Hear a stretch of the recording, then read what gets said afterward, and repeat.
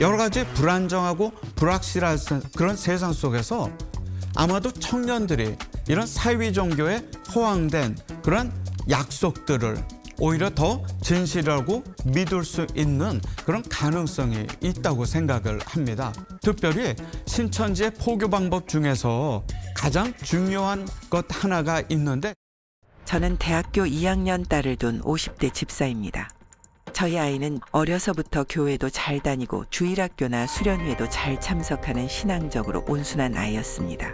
그런데 대학에 진학하고 어느 날부턴가 교회를 잘 안 가려고 하더니 교회에서는 뭔가 눈치를 보는 것 같습니다.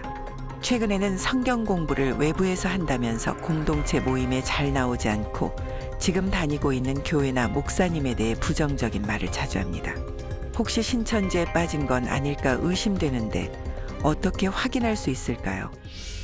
지금 말씀하신 것처럼 교회 생활이 변화가 있고, 그리고 교회에 대한 비판도 늘고, 또 외부에서의 성경 공부를 참여한다? 충분히 신천지의 가능성이 있다고 생각을 합니다. 먼저 우리가 어떤 이단의 미혹, 신천지의 미혹에 우리가 접하게 되면은요, 처음에는 신천지 교리 교육을 하는 게 아니라요, 굉장히 친절하게 우리에게 다가옵니다. 그리고 친밀한 관계를 만들지요.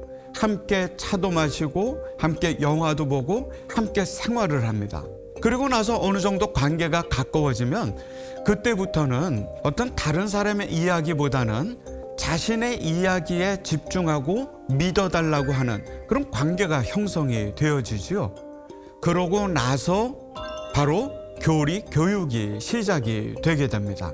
그러다 보면 이미 친밀한 관계성 속에서 이루어지는 그 교리 교육을 통해서 더 가까운 관계가 이루어지게 되고, 그 관계를 통해서 사실 가정에서의 모습이 예전 같지 않고, 교회 생활의 모습이 예전 같지 않고, 또 밖에서 보내는 시간, 심지어는 교회가 아닌 외부에서의 성경 공부마저도 하게 되는 일들이 벌어지거든요. 그러다 보면은 가족들도 이상하게 생각하고 친구들도 이상하게 생각하고, 주변에서 이러한 생각을 할 때 신천지에 접한 이 딸은요, 점점 신천지에서 맺어진 관계나 신천지에 대한 관심이 더 깊어질 수 있거든요. 그렇게 되면 이 문제가 점점 힘들어지는 것이 일반적인 상황입니다.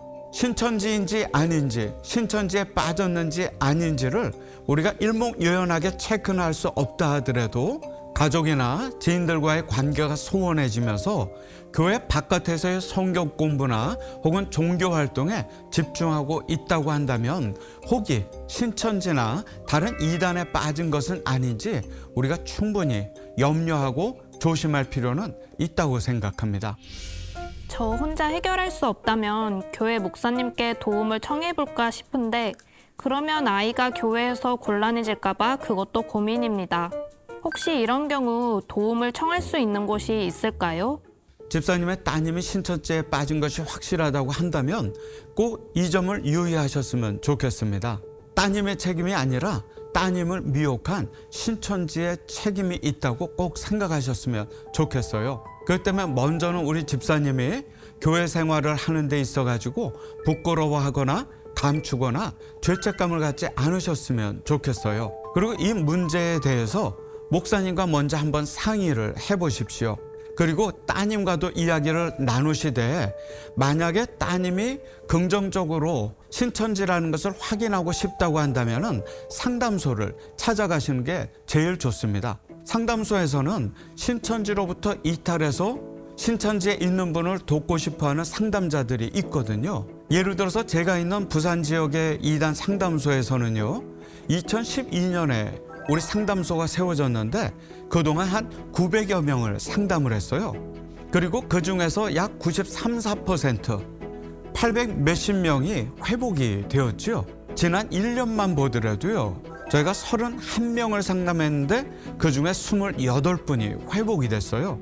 이단이 문제라고 한다면 공신력 있는 상담소가 도움을 줄 수가 있습니다. 하지만 만약에 따님이 이미 신천지에 빠져서 상담소에 가기를 거부하고 싫어한다고 한다면 억지로 끌고 갈 수는 없거든요. 그럴 때에는요, 우리 집사님과 가족이 먼저 상담소를 가서 먼저 가족 상담을 하시기를 권합니다. 가족 상담을 하면서 이 문제를 공유하고 앞으로 가족들이 어떻게 이 문제에 접근해 갈지를 함께 고민하면은 이 따님에 대한 어떤 접근하는 방법들이 좀 더 구체화될 수 있거든요.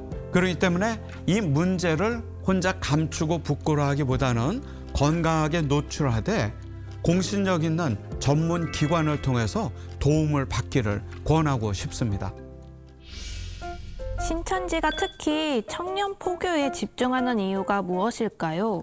청년들은요, 먼저 기성세대보다는 가진 게 상대적으로 적을 수 있을 것 같아요. 경제적인 면도 그렇고 사회적인 안정도도 그렇고. 그 때문에 신천지에서는 오히려 경제적으로 그리고 사회적으로 안정된 중장년층보다는 청년들에게 더 집중을 합니다. 그리고 이 청년들의 선택이 더 빠를 수 있겠죠. 사회적인 진로 문제, 이성 결혼 문제, 여러 가지 불안정하고 불확실한 그런 세상 속에서 아마도 청년들이 이런 사회 종교에 호황된 그런 약속들을 오히려 더 진실하고 믿을 수 있는 그런 가능성이 있다고 생각을 합니다. 만약에 우리 신천지 신도가 14만 4천 명이 되면 우리들이 영생을 얻을 뿐만 아니라 세상의 왕과 제사장이 된다. 이런 허황된 주장을 만약에 청년이 믿게 되었을 때에는요, 인생의 우선순위는 학업, 직업, 가정이 아니라 오로지 수단 방법을 가리지 않고 14만 4천 명의 숫자를 채우는 것이 가장 중요한 그런 과제가 되게 되지요. 우리가 볼 때는 허황된 주장이지만 어느 누군가가 신천지의 잘못된 주장을 믿게 되었다고 한다면, 그렇게 가스라이팅이 되었다고 한다면 이제 이 청년은 신앙이라는 이름으로 맹종과 맹신의 단계로 넘어가게 되는 거겠죠. 그것이 일반적인 기성세대, 중장년보다는 더 빨리 진행될 수 있기 때문에 신천지가 청년들을 선호하고요. 특별히 신천지의 포교 방법 중에서 가장 중요한 것 하나가 있는데 그것을 신천지에서는 모략이라고 부릅니다. 성경에 모략을 써서 이기라고 했으니까 모략을 써도 괜찮다고 종교적으로 합리화시켜 주거든요. 근데 사실 이 모략이라고 하는 성경 원어 히브리어의 뜻은 에사라고 해가지고 선한 충고라는 뜻입니다. 근데 신천지는 이것을 거짓말이라고 해석을 하죠. 오역을 합니다. 그래서 누군가에게 거짓말을 해도 좋다고 합리화를 시켜주죠. 그리고 도덕적인 불감증을 갖도록 만든 다음에 거짓말을 자유롭게 쓰면서 그렇게 신천지 포교를 하도록 만듭니다. 그 점에서 청년들이 오히려 수월하게 거짓말을 할 수 있다라고 하는 판단 속에서 신천지는요, 청년들에게 집중하는 그런 모습을 보여주고 있습니다. 신천지의 포교 활동이 더욱 대담해져서 교회나 신학대학교에까지도 신천지가 잠입해 활동한다는 이야기가 있던데 사실일까요? 네, 물론입니다. 신천지는 어느 조직, 어느 단체이든지 간에 신천지 포교를 위해서 정체를 감추고 위장해서 적극적으로 파고들고 있지요. 교회를 예로 들어볼까요? 신천지는 교회를 추수밭이라고 부르고 있습니다. 그리고 그 추수밭에는 성도들, 즉 알곡들이 있기 때문에 신천지 신도들이 정체를 감추고 교회 안으로 들어오지요. 신천지에서는 이 사람들을 추수꾼이라고 부릅니다. 즉 신천지 추수꾼이 교회인 추수밭에 들어와서 일반 성도들, 알곡들을 신천지로 데려가는 것을 추수한다고 표현을 하지요. 갈라디아서 2장 4절에 이렇게 얘기하죠. 거짓 형제들이 가만히 우리 안에 들어와서 예수 안에서 자유한 우리들을 그들의 종으로 삼으려고 한다고. 저는 신천지 모습이라고 생각합니다. 정체를 감추고 교회 안에 들어와서 누군가를 신천지로 데려가려고 활동을 하지요. 신학대학에서도요, 위장하고 신학대학을 졸업하고 합법적인 교단의 신분을 가지고 신천지 포교를 하려는 그런 사례도 보고되고 있습니다. 신학대학이 아니다 하더라도 대학교에는요, 무슨 아르바이트를 제공한다고 하는 그런 포스터를 가짜로 만들어서 찾아오는 학생들을 미혹한다든지 MBTI 상담, 혈액형 상담 혹은 도형 상담 같은 것을 진행해서 개인정보와 성격을 파악한 후에 포교를 하는 등 도무지 알아볼 수 없는 방법으로 캠퍼스에서 활동을 하고 있지요. 그래서 이제 캠퍼스의 사역자들은요, 캠퍼스가 이단들과의 전쟁터라고까지 얘기를 합니다. 특별히 이런 캠퍼스 안에서 피해가 활발한 그런 시기가 있는데요. 바로 수능을 마친 시점부터 대학교의 오리엔테이션이 끝나는 그 시점까지 소위 이단 포교의 극성수기라고 할 수가 있습니다. 그렇기 때문에 어떻게 보면 가정과 교회로서는 이 새학기를 앞둔 전후로한 요 시기에 우리의 자녀, 우리 학생들을 지키기 위한 영적인 돌봄이 많이 필요한 시기라고 볼 수가 있지요. 그리고 코로나 이후에 우리가 하나 또 더 조심해야 될 것은요, 예전에는 사랑하는 가족이 내 옆에 있으면은 괜찮다고 생각했거든요.